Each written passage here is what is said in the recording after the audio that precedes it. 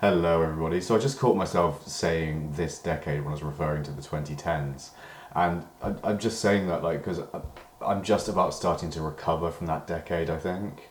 And, like, that decade, I think, was going to haunt me for the rest of my life. But, yeah, it's confusing now, isn't it? Because it still feels like it's the 2010s, in spite of COVID, in spite of what 2019 did to us in giving us coronavirus and producing COVID, it still feels like it's the fucking 2010s, and this is a personal diary entry, by the way. So, it, oh, God, I just wish it were over finally. And the way I think it's something major has to change. You know, I mean, COVID, yeah, it's been a big shake up and everything, and maybe it's bringing people together. Maybe, in spite of the fact that it's distancing people socially, and still, and it's just obviously still a problem. I hope when we get over COVID at last, it will produce a better world. I don't know. Or that the world will improve and that there'll be some sort of like new 1960s. I hope so much that that'll be the case. I really do. I mean, I think, was it like the opening decade or the opening few years of the 1960s were pretty austere and still pretty McCarthy-esque, weren't they? Or they were still sort of 1950s-ish, and it eventually turned into the 60s, if you see what I mean, or like the 60s as we know it, or know them, or the 60s as we remember them. And all this sort of 60s stuff is like bubbling around in sort of the East Village in Manhattan and so on, when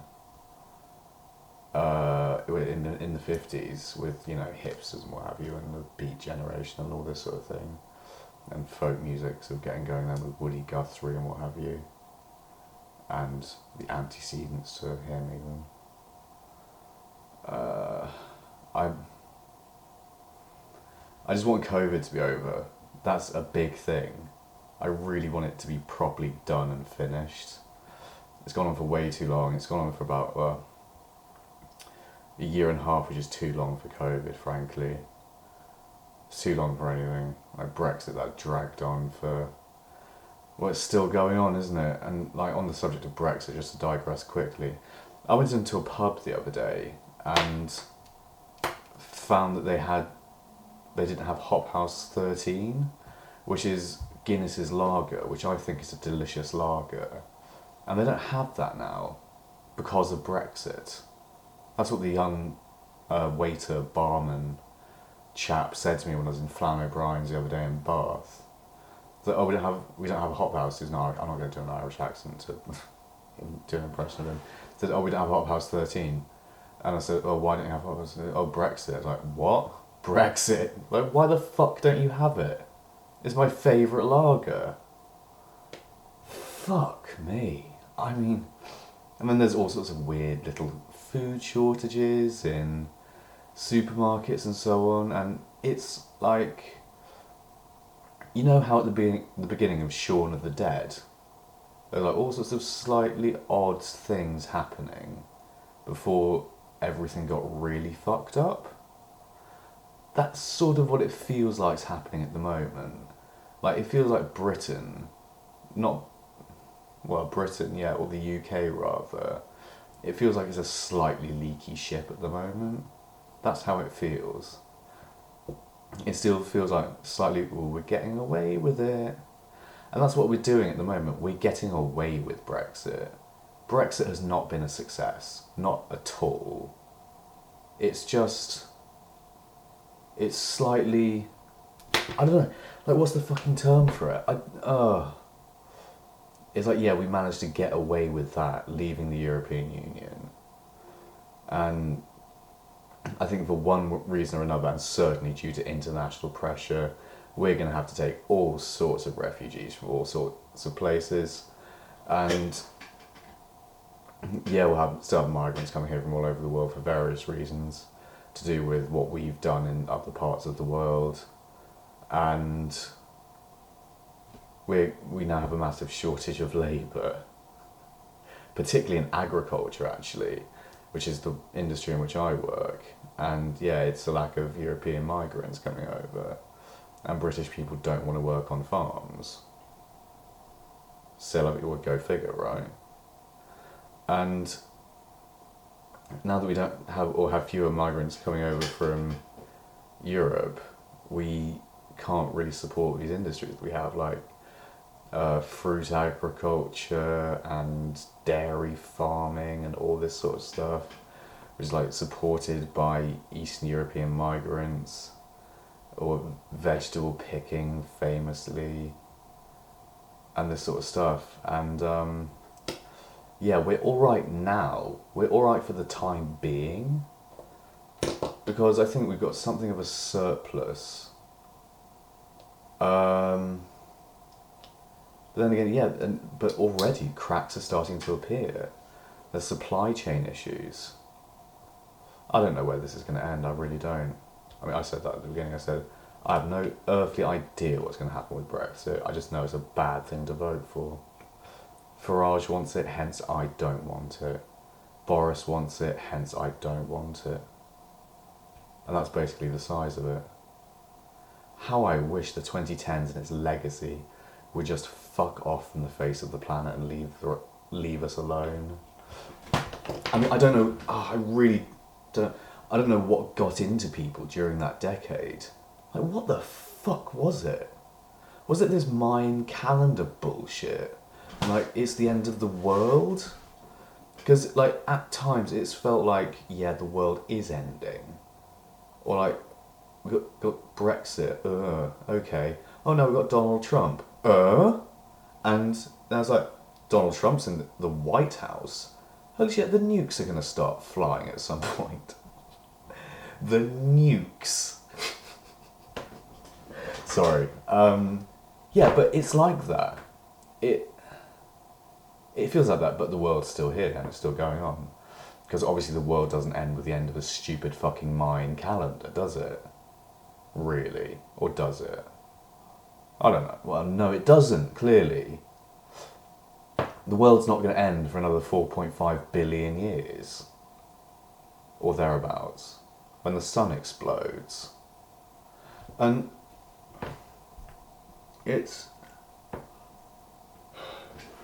perplexing for me, because you have to see sort of like Union Jack waving fuckers like, you know, Brexit, oh, it's gonna be fantastic, and like, and with like half of them have got like the get them out mentality, and the other half have got like, well, actually, like, weirdly enough, the other half were like sort of people like myself, more like hippie types, who were like lefties, you know, like old lefties were voting for it. And they were all like, well, we'll be independent, it'll be more like back to the land. Except no one wants to go back to the land, because it turns out working in orchards and in, you know, the fields picking vegetables and so on is fucking hard work that no one wants to do. And then, and we won't be ruled by Brussels and the bureaucrats and all this, and it's like, oh, they're trying to start a socialist super state and it's all totalitarianism and all this sort of thing. It's like, yeah, but it's got courts associated with it and parliaments, and it's democratic and there's checks and balances and so on. And it's also dominated by, well, yet more supranational organisations such as the United Nations and so on, and the UN Security Council, which is where the power really is in the globe, you know, and it's supervened by that, which I think is the correct term. But I really want this, I said it again, this decade. I don't want this decade to be over. I want this decade to be enjoyable and lovely. And a new 60s or 70s. Maybe not a 70s. A 60s, yeah. Or a 90s. Yeah, or fuck it, or a 70s. It's better than an 80s, isn't it? It's better than an 80s or a 2010s or a 1950s. Those are the worst decades. 50s, 80s. Yeah. And probably the 20s were pretty shite, weren't they? Yeah. In the last century. And I was just thinking, because I've read The Invisible Landscape by Terence McKenna. I'm just wondering if there's anything in this Time Wave Zero stuff. Because vaguely it seems like there might be, even that there's sort of patterns to history, and that the course of events follows there's a certain regularity and a pattern to stuff in history. You know, it's, how do I describe it? Because the 1910s, that was a brutal decade. That was a dreadful decade. There was a world war. Everyone knows that was a horrible decade. The 20s, yeah, they weren't much better. Yeah, it'd be similar, wouldn't it? Except there wasn't really a world war in the 2010s. There was the war in Iraq, there was the war in Afghanistan, there was the war in Syria, the bloodiest civil war the Middle East has ever seen. And actually there were pockets of war around the globe. There's a fair bit of war in the 2010s. The 2010s was not short on war. And then in the 2020s there was a stock market crash. Yes, the war cleared up. There was a pandemic. There was a Spanish flu pandemic.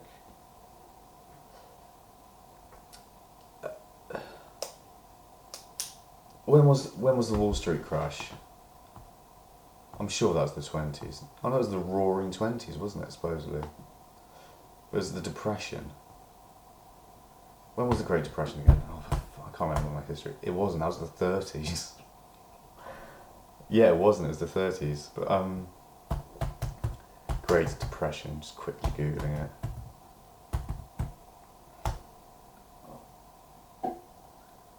Yeah, mostly during the 1930s. It began in the 20s then, didn't it? Yeah, August 1929, just in. So we've got that to look forward to. We've got a Great Depression, or great. But then again, I mean, the last decade is actually what I mean when I say that. Has already been dominated by financial austerity and depression, and we've got the Great Recession of 2010 onwards, or 2008 onwards, with the credit crunch and the Wall Street crash and all that sort of stuff. Yeah. And then all of that's leading up to World War II. And yeah, the Dust Bowl and so on. And so yeah, I mean, I don't know, like, I don't think it is the end of the world, but while World War II and while World War II was going on, I bet it felt like the end of the world. And then they were developing nukes at the same time during World War II, and people who knew about that were like, there's a very good chance that the planet is going to get destroyed here. And then the Cold War follows that, and you know what, actually, maybe it's just same shit, different day, and it's all been horrible. And yeah, while the 1960s was going on and all the protests and everyone else protesting Vietnam and so on, yeah, they thought it was all horrible back then as well, and they thought the government was all shit and totalitarian, and there's loads of stuff to protest against, and there's all protests now, and people protest constantly. And it never fucking improves. Or does it improve? Well, it doesn't seem to. What do we want? We want to be able to buy weed in shops. That's what we want. Do you not notice how none of this sort of shit happened in the 19th century? I mean, really though, think about it. When you could buy weed in shops, there was far less of this stuff. Far less violence. Far less world war. No, I mean, come on. It's just... it's obscene. It's an obscene sort of paradigm to have to live in when weed isn't legal. Prior to 1926 in the United Kingdom, or 1924 in the United Kingdom, yeah, you could buy weed in shops. It was legal. And like what that meant, basically, is that everyone was taking it for like minor pain relief and so on and so forth. And yeah, smoking it for enjoyment and eating hashish for enjoyment. Like the likes of Alexandre Dumas would have done, and his sort of coterie of hashashines or hash eaters, you know, in the sort of the literary circles of Paris in the late 18th, early 19th century, and so people like that, you know, artists and writers and whatnot, eating the old munch, the old hash for fun, Dali, etc. And who in a different circle in Paris also, in the 20s actually.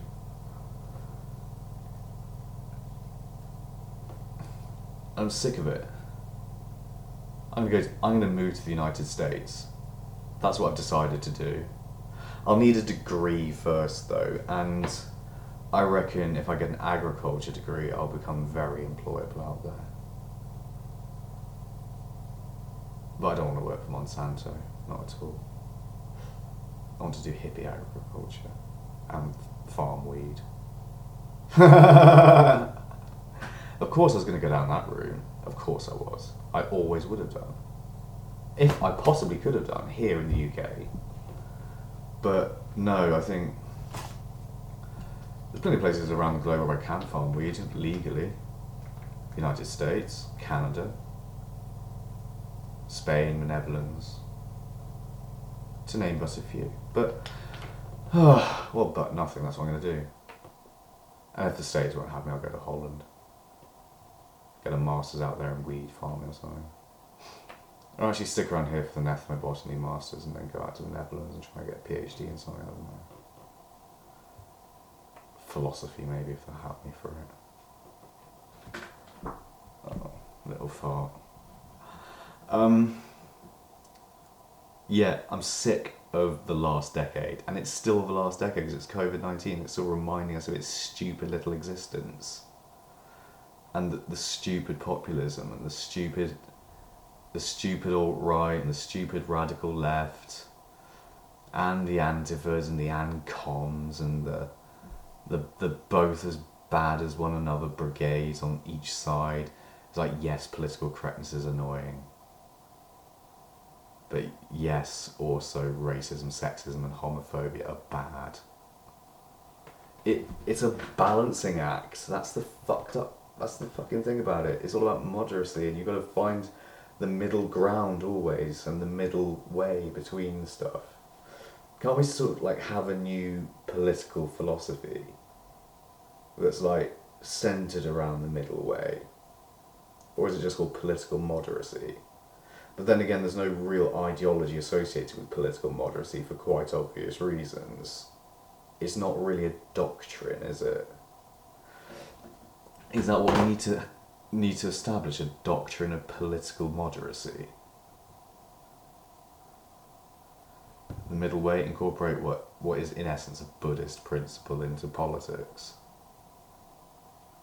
I'm a genius, possibly. Maybe that is genius.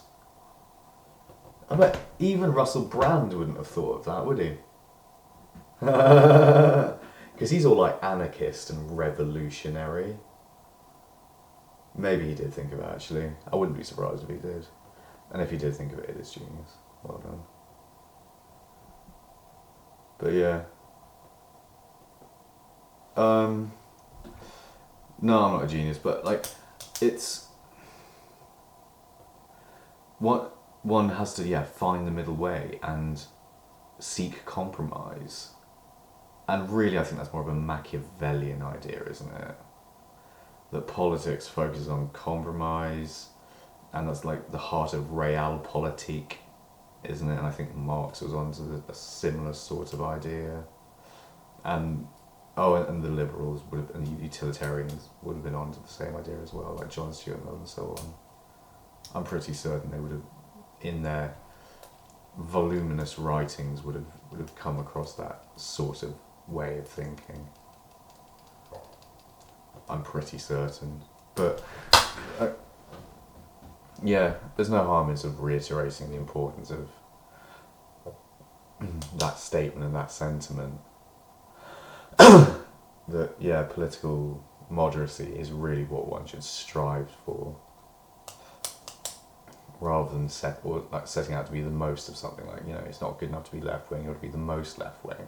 It's not good enough to be right wing, you've got to be the most right wing. You've got to be some weird sect of right wing politics, or, you know, within the sort of the fractured prism of political ideology, you've got to occupy your own weird little corner of it, like I did when I used to say I was a libertarian socialist, which I still agree with, but I'm still a moderate.